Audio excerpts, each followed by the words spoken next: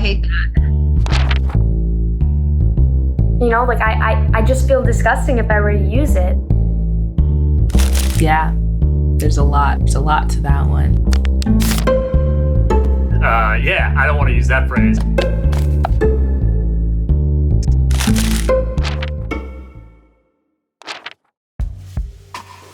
Tipping point. Yeah, I think that's a phrase that's fine to use. Yeah, I don't really see a problem with that one. I feel like if anyone says it's the tipping point, it kind of brings that alertness to it. To me, it means when something has reached a point where change is inevitable. Or something really bad's about to happen.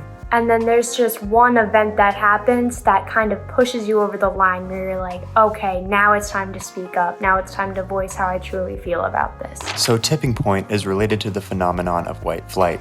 This is because when this term started being used more, it was almost entirely in reference to the likelihood of white families to move out of an area once a certain percentage of the neighborhood was composed of black families. I didn't realize that. Yeah, it has like a racist background. It definitely makes me a lot more unsettling, being that I use that phrase in my daily vocabulary. I had no idea that was the background. I didn't know that that's the origin of tipping point. To me, it feels like tipping point would have come from when you get too forward in a canoe, you know? That's also pretty interesting. I don't think they should just be removed because of that, because history is a thing that's relevant and important to keep.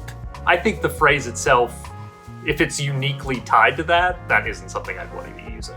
I feel like it's innocent to most. I've never heard of that, having any kind of racial undertone. So the fact that I didn't know about it, I wouldn't be surprised that other people don't know about it. So. Cakewalk. The general usage is that it's something that's very easy. That's definitely a phrase I've heard used in the older generation. Yeah, I've definitely heard that phrase before. I've used it numerous amounts of times. Again, I don't think there's anything wrong with it. I've grown up hearing it's a cakewalk, I remember it was an event at a fundraiser. There was a cakewalk and they played music. It was sort of like a Pop Goes the Weasel thing. And if you landed on something, you'd get a cake, literally.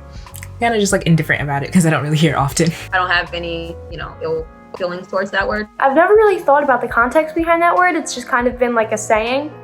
The cakewalk originated as a dance performed by enslaved black people on plantations before the Civil War.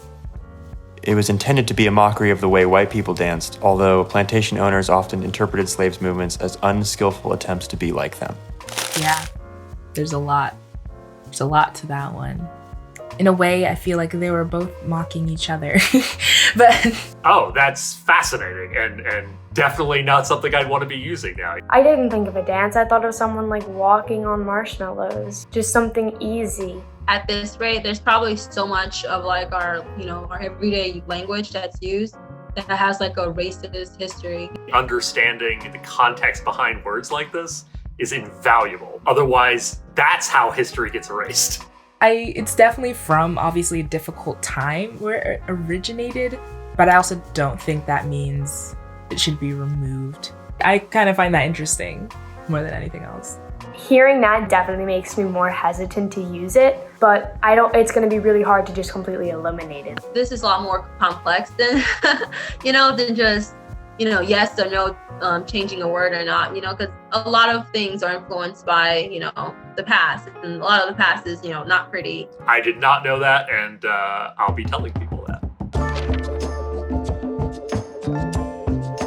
Okay, yeah, I've definitely heard that word before. I'm not sure of the history of it.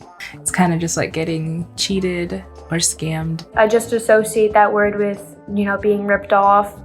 This one I know. This one I do not use. I feel like that's exclusive to certain people's vocabulary. I've never really used it in my own vocabulary. I'm not going to guess. I want to hear.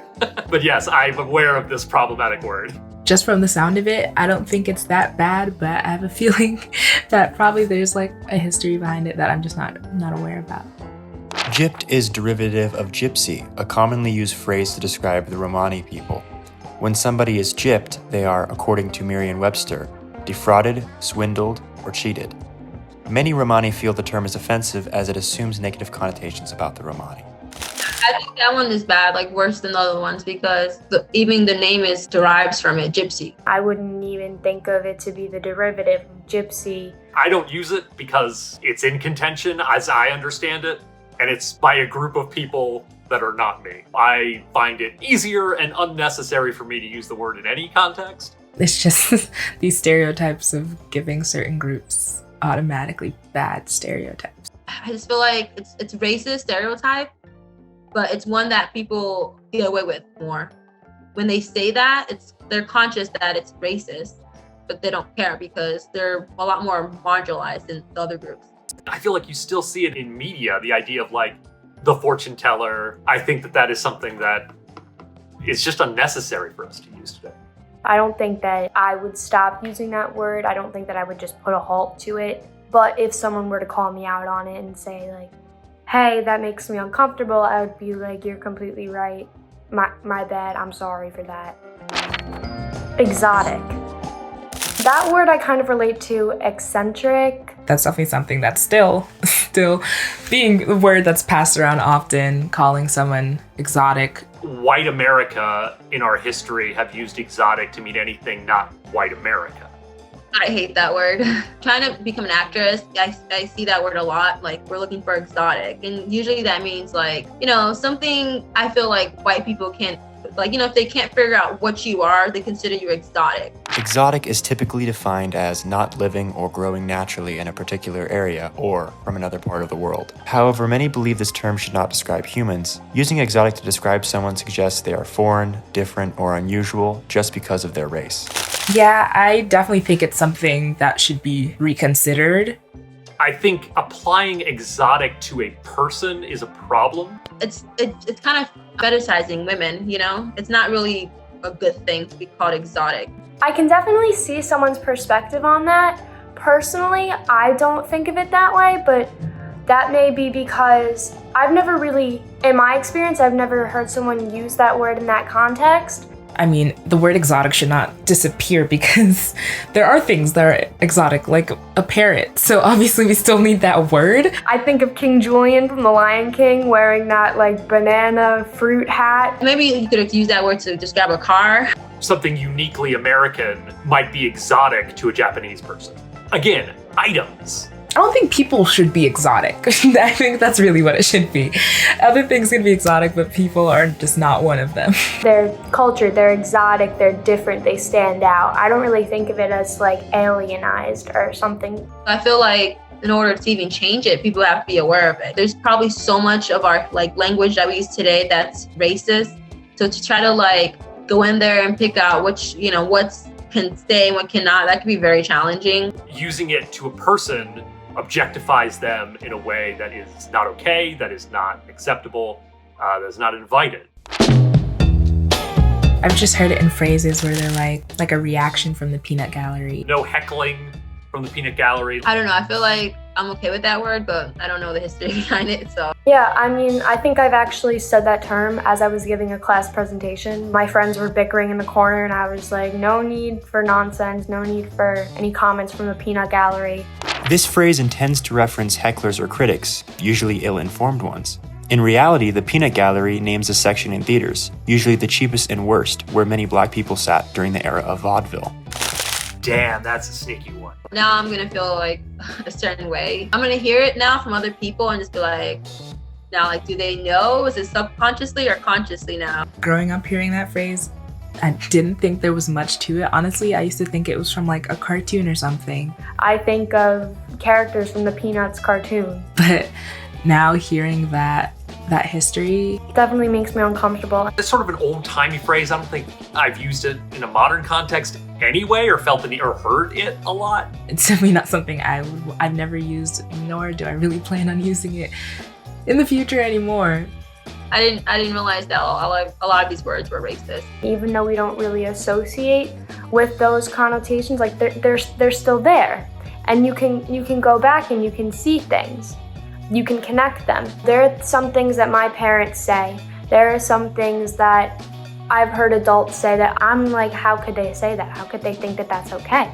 I don't know. If I hear from an older white person, some of these words, I might side eye.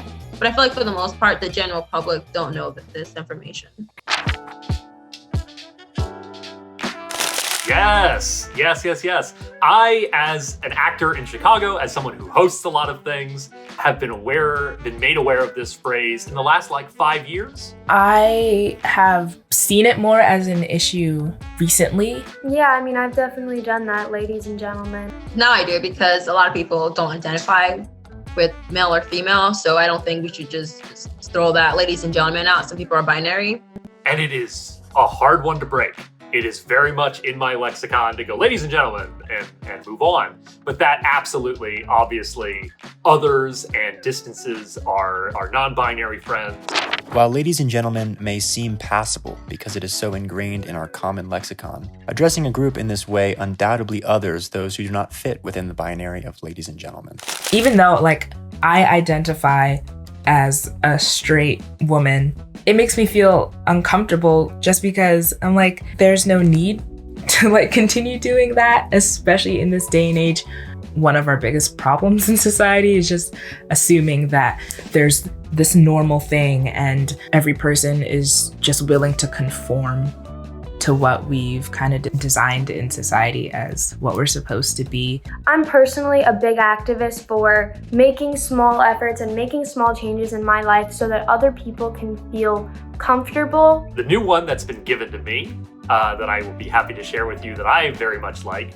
Ladies and gentlemen, neither and both. Welcome to our event tonight. It is a nice sort of all-encompassing one. It seems to hit everybody and keeps a nice cadence and phrasing that I enjoy. I don't think ladies and gentlemen should be used anymore, because just what we know now about gender, sexuality, it's not accurate. But when it comes to brothers and sisters, I don't have a problem with a group of Black people saying brothers and sisters. That's fine. I feel connected when they use those phrases. But if I was in a white setting and they're brothers and sisters, I'm hold up, you're not a brother or a sister. So yeah, I think it's absolutely because it's what we grew up on. I've got 20 years of hearing ladies and gentlemen. It's in my memory, and that's where I've stored that opening. And so when I'm not thinking and I'm trying to address a room, it stumbles out. And I think we all have 100 of these phrases that are stuck in our memory. We do make a choice to say them, but it's almost a subconscious choice. It's awesome learning this history. I wish this was something we learned in school. It's just the history of language. I come from a place of privilege. I'm a white person, white cis straight male in America. If I were to encounter someone that had a real problem with it though, I wouldn't fight for it. I don't think it's that big a deal. I think that completely altering your vocabulary and being attacked for every mistake that you make, for every slip up you have, that is unnecessary and that is rude. But I truly admire and look up to the people who actively try to make everyone feel included when they speak. This was a lot. This was a lot. I kind of already knew America was racist. The victors of history write the history, so, and that's usually white people. So I wasn't I'm not too surprised, but at the same time, I am kind of surprised. Only way to change it is to change it and to teach our people, new generations that are coming up, our children, creating a culture and a world where these more inclusive phrases, these more thoughtful phrases, these more authentic phrases are being used for everybody. I think that's the only way forward.